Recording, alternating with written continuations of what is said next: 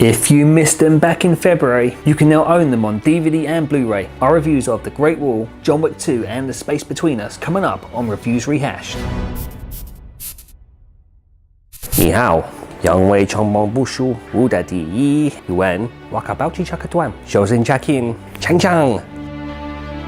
The Great Wall. I mean, I have to say that when I saw the trailer, this didn't excite me very much. I mean, when you watch the trailer, it's all very Lord of the Rings like. It's all people like riding around horses. There's like, you know, there's monsters everywhere. It's just like I've seen all of the Lord of the Rings films just once. I can't sit through them again. I was thinking this was going to be kind of the same thing, innit? We watched it the day before we went to see it, and we were just like, oh, we don't really want to see this, do we? But that being said, I spoke to a lot of people as well who actually were. They saw the trailer and they actually really liked it, and the trailer actually made them want to go and see it. But it didn't happen to us. So we're very boring people. I think so. When we even sat the first like 10 minutes of the film, it was just like yeah, people riding around horses, and it was all very fancy like for the first 10 minutes, and it's just like, oh, okay, this is only 100 minutes long. I can do this. I can do it. And on top of that, there was Matt Damon's accent. I was trying to work out what he was trying to do in the beginning. Was he trying to be British? I couldn't work out what the hell Matt Damon was trying to do with his voice. I don't think he was trying to do anything. Maybe, I don't know, but it just sounded like he was confusing me with his voice. But it all suddenly turned off like 10-15 minutes. It jumped straight into the action. One of the action scenes you see in the trailer, it jumped straight into that in the first 15 minutes. It's not like you wait until the end for that to happen. It just jumps straight into it. It's like it pulls you into the action straight away, and it's awesome. You're thrown into this massive battle between humans and monsters. There's just severe casualties from both sides. You know, this warrior's just being slaughtered left, right, and centre, and it's just like you're at the end of it. You're just like you're feeling sorry for these Chinese people who are just trying to defend their wall from these monsters. It's like it is by that point you forget about Matt Damon's accent. You just think, okay, this is quite good. The only bad thing I want to say about it is the fact is the dialogue was a bit clunky. But then I suppose you had like a director directing in Chinese. Like English isn't his first language, so that might have something to do with it. I don't know. I think for once in a film, like the monsters seem quite terrifying. I mean, they were incredible. They were really well designed. The CGI was just amazing through the film. I would say it's just like some of the best looking CGI I've probably seen in a film. Usually I'm not really blown away by CGI, and it's like this time it blended in with the whole film.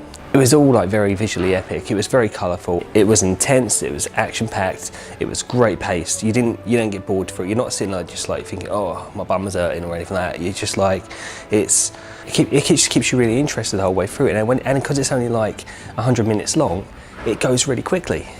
I wasn't looking forward to seeing this film, but it gave us like 100 minutes of it just made us escape from reality, and it just completely blew us away. And I think because we went in with low expectations, that is why we enjoyed it so much. The Odeon were really amazing. They let us see it in like IMAX and 3D. So we saw it on the big screen, like the 3D was outstanding. Like we flinched like a couple of times through it. There's stuff coming out the screen. It's just like it's some of the best 3D I've seen in the film as well. I do understand that IMAX is a bit more pricey than like going to see it in regular like 2D, but I would like suggest enough seeing it IMAX 3D, because it's like I'm not sure what it would look like in 2D, but IMAX 3D was just like it blew us away, and we weren't excited about the film. I think if you're excited about seeing the film, if you're looking forward to it already, you have to go and see it in IMAX 3D. So that is the first film review today. Absolutely love The Great Wall. And remember as well, we're not fantasy fans. We're not into the whole like horseback and like monsters everywhere. Ooh. We're not into any of that, and it's like we loved it, and that's surprised. I'm surprised even now we liked it. So that's The Great Wall. Next up was John Wick Chapter 2. And this is because last week you couldn't decide if you wanted me to see The Great Wall or John Wick Chapter 2, so I just went and saw both. And once again, the Odeon really spoiled me. They put me in D-box seats to watch John Wick Chapter 2. And I had the intensity turned all the way up, and I'll tell you more about that later though. If you haven't seen the first John Wick film, you might want to go and see that one before you see this one.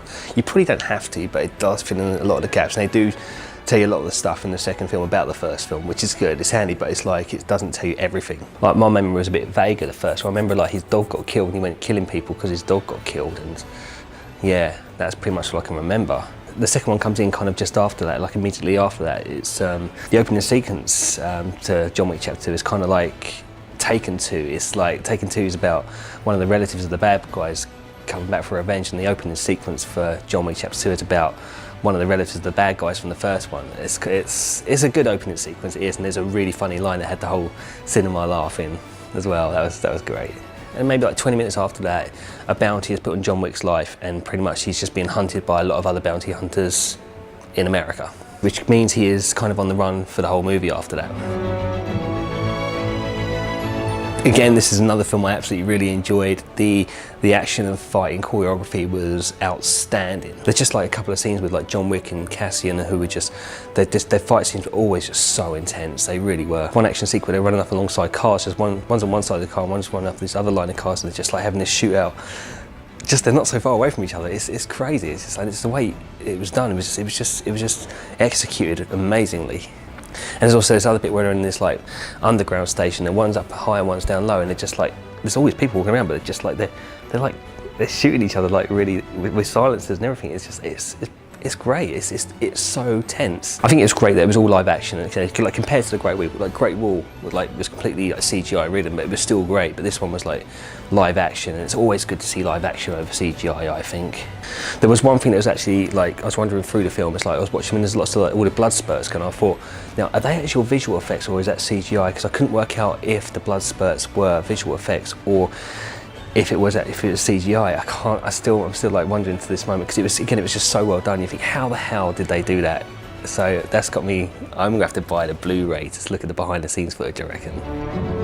It was a great film. I absolutely loved every minute of it, and it was just really well done. And like going back to what I said before, I was in D-box seats, and in the whole film there's just so much action. There's so much fighting, there's so much shooting, there's car chases, there's everything. It's just so much action happening that when it happens, you really feel it in the D-box seats. There was a guy sitting in the row in front of me, and he was like, I could see him being thrown about in his D-box chair, and it was just like, it was making me laugh a little bit, because the guy was just, this is what he looked like, this is what he looked like.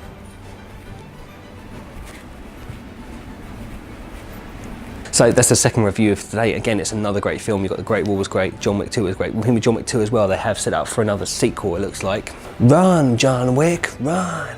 And you better run some more, keep running. And in the middle of John Wick 2, there's a very surprising matrixy cameo from someone. I know Keanu Reeves sometimes gets a lot of slating for his acting, but I think it's like I think what he does, he creates sympathy from this character. It's like you do feel sorry for him the whole way through. Everyone's just after him for no reason. The poor guy just wants to like live with his dog. That's what he wants to do.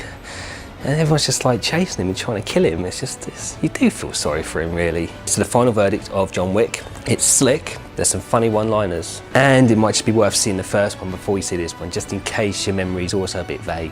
I wish I had done now. Next up is a film that I saw for me, not for you. So this week I gave you a choice of which film you'd like me to see. You chose The Great Wall and John Wick Chapter 2. The week before that, I gave you the choice between like 50 Shades Darker and The Space Between Us. Now I really wanted to see The Space Between Us, and I thought, you know, I'm just gonna go and do this for myself because I really want to see this one. I was really intrigued by the trailer for The Space Between Us. It's really strange that I was drawn to the trailer for The Space Between Us. I don't know what it was. I thought, I just watched it, oh, this looks like a really good film. This looks great. And then I walked in the cinema and it was just full of teenage girls in there. And I was like the only bloke in there. It just got me questioning why I was so drawn to the trailer when all it had done was attract loads of teenage girls to go and see it. And the only conclusion I could really come up with is that I was just trying to please the inner teenage girl in me. I do have to say, I don't regularly go to the cinema where there's lots of teenage girls in there, so it was quite an eye-opener when I saw that most of them just talk all the way through the film. And I'm not talking whispers, I'm talking like proper like out loud talking like I'm doing now. There was just two girls sat along the road from me, and all the way through they would just give me this like ignorant narration of the whole film as it went along. And then when the film was getting serious, like on a serious note, they'd just giggle all the way through it. I do want to go off into a bit of a tangent here about people that talk through films when you go to the cinema. This happened to me during The Great Wall. There's some Chinese girls in the row behind us, they were talking all the way through it, and it happened to me obviously in The Space Between Us, these girls were just talking all the way through it. I think you have to remember, and you're not the only ones in the cinema. If you're going to sit there and have a conversation with your friend, remember it's not just you in the cinema. Other people are paid to see the film. So I really think it's just really selfish of you to think that you can actually carry on talking, have a conversation with your mate like you're in your own living room. You're not in your living room. Other people would pay for the experience. When I was working at how much money people would pay for the IMAX 3D seats to see The Great Wall, people don't want to come and hear people's conversations. They pay that much money. They pay for the film experience. They don't come and listen to you. So I'm just going to say, if you are one of these people that goes in and just chats through the whole way of the film, just stop it. Just stop it. There's even a big like notice at the beginning that tells you to turn your mobile phones off and stop talking. There's a big sign at the beginning of the film that tells you to stop doing this. Don't do it. It's fucking irritating. Okay, ran over. Come back from the tangent. Anyways, back to the film. So the story is about the first spawned human on Mars, and he travels back to Earth, and basically his adventure just goes from there, really. I don't want to give too much away. I think even when I saw the trailer and when I saw the actual film, I think the story is very much like E.T. It's like someone travels to Earth, they develop an allergy to Earth, and then they have to go home. So that is pretty much how it is, and it is very much similar to E.T. I mean, the lead actor did a really good job. He kept the character consistent the whole way through, because his character is the first one being on Earth, so he was battling with how heavy he felt from the gravity, and he just every time he walks, he just pulled it off. It was great. I think he done a really good job. The lead actor was great. I would say his name, but I can't pronounce his first name, so I know his surname's Butterfield. I don't know how to pronounce his first name. It's either Asa, I don't know. I don't want to embarrass myself. But anyway, well done, Mr. Butterfield. Good job. There is a twist at the end of the film which I did kind of catch on to, and it was like lingering in my mind from the very beginning if it was going to happen or not. It did happen, so there is a twist if you like your twists. Even the girls sitting along from me are very taken aback by this as well. Oh my God, you're messing.